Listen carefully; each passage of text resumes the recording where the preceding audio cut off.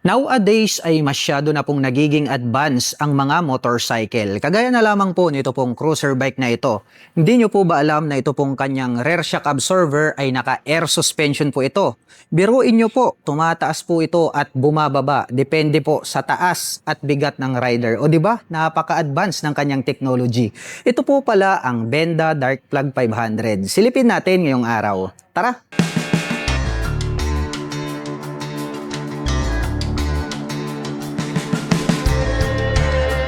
Ang astig po pala ng dating nito pong Benda Dark Plug 500. Napakabrusko po nito pong kanyang body and design.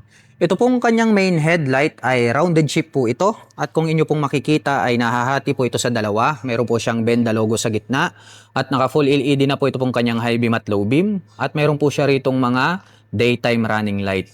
At nagkaroon naman po siya rito ng matte black color na headlight cover. At ito naman pong kanyang mga turn signals ay bilugan din po ito at naka-LED na rin po yan. At ito po ay gumagamit ng inverted forks na glossy black color. At ito po pala ay equipped with single rotor disc brake with 2-pot caliper na one brand. Ayan, Japanese brand din po yan. Nagkaroon po siya rito ng suspension cover at meron po siyang additional na light reflector. Glossy black naman po ito pong kanyang front fender. At ito po ay naka-cast wheel. Ayan, Ang ganda po nito pong kanyang cast wheel, Very attractive. At ang sukat po ng kanyang gulong rito po sa harapan ay mayroong sukat na 130 by 90-16. At ito po ay naka-tubeless na. Combination po pala ng analog at digital ito pong kanyang meter panel display. At ito pong kanyang analog display ay nandirito po yung kanyang speedometer. The rest ay makikita na po natin dito po sa kanyang digital display. At ito po ay naka-naked handlebar na black color. At pagdating naman po sa kanyang mga button selector, mayroon po itong high beam and low beam at passing light. At ang kagandahan po nito, mayroon po itong cruise control. Pwede po kayong mag-set dito ng designated na bilis na gusto nyo for more comfortable riding. Mayroon po siyang additional rito na button selector. Nandirito yung kanyang turn signal selector at horn. Habang dito naman po sa kabila, nandirito po yung kanyang TCS button, yung kanyang electric starter at engine kill switch, at meron din po siyang hazard button.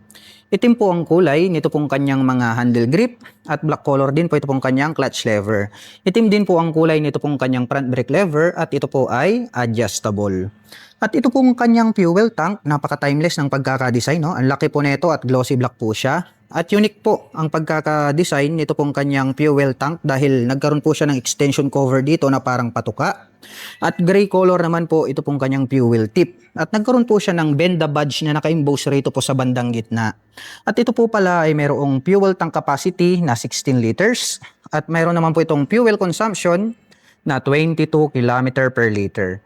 Ito pong kanyang upuan, ang astig din po ng kanyang style, Combination po pala ng black at gray itong kanyang seat cover, yung pagkakatahi matibay. At mas mataas po ng bahagya, ito pong kanyang back rider seat. Mayroon na rin po siyang belt rito na pwedeng hawakan ng ating angkas. Sakyan naman po natin ang Benda Dark Plug 500 para may pakita ko po sa inyo kung gaano nga ba ito kataas. Para po sa mga magtatanong, ang height ko po ay 5'6". Makikita nyo naman, lapat na lapat po ito pong ating mga paa. Kaya komportable po ito para po sa mga tulad ko na 5'6" in height. At kung akin naman pong tatansyahin dahil medyo may kababaan po ito, napaka-friendly user para po sa mga kababayan natin na hindi naman ganun katangkaran, Kayang-kaya po itong maabot na mga 5 flat in above, di ba? Napaka-astig nitong cruiser bike na ito. Dahil alam nyo po ba, ito po kasing kanyang rear suspension ay naka-air suspension po ito.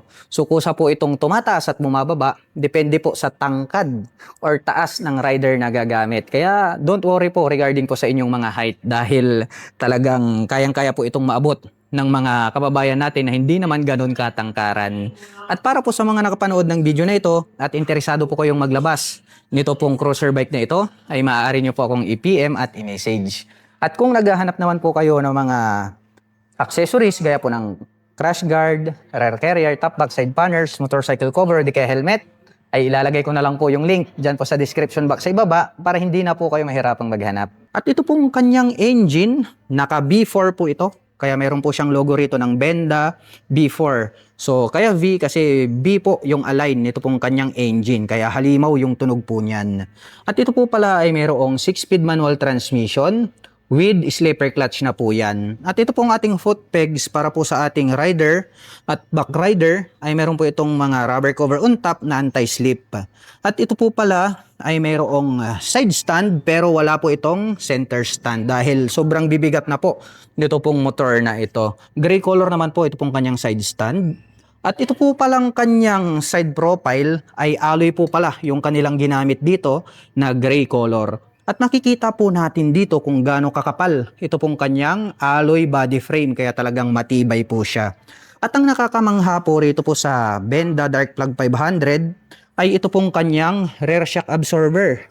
May nakalagay po rito na Benda air suspension. So ang kagandahan po niyan, kusa po itong tumataas at bumababa. Depende po sa taas ng rider at sa bigat ng rider. O di ba?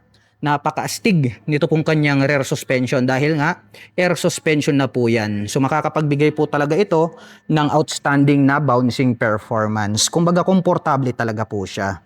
At ito pong kanyang swing arm ay alloy po ito. At ito po palang ating Benda Dark Plug 500 ay naka belt drive po ito. Yung iba kasi ang ginagamit kadena, ito po belt drive po siya. Mayroon po siya ritong belt drive protector. Dumako naman po tayo rito sa likuran. Ito pong kanyang rear fender, glossy black po ito at napakalapad. Dito po nakakonek ito pong kanyang mga LED na turn signals. Nagkaroon po siya rito ng extension na alloy at dito po nakakonek ito pong kanyang plate holder. May light reflector dito at mayroon po siyang plate light dito sa likuran. At pagdating naman po sa kanyang rear braking system, ito po pala ay equipped with single rotor disc brake with single pot caliper. With ABS na po yan at mayroon na rin po itong traction control system. Ito pong kanyang cast wheel ang forma ng kanyang design, no? Glossy black color naman po siya. At ang sukat po ng kanyang gulong rito po sa likuran, ito po ay mayroong sukat na 150 by 80/16. At ito po ay naka-tubeless na. Agaw pansin naman po ito pong kanyang exhaust. Mayroon po itong 4 na elbow. Dalawa po rito sa kabila at dalawa naman po dito sa kaliwa. At mayroon naman po itong dalawang exhaust dito po sa kaliwa at mayroon naman pong dalawa rito sa kanan. O di ba? Ang astig po ng kanyang dating. Machong macho talaga. At ito pong kanyang ignition ay located po pala rito po sa kanyang body frame.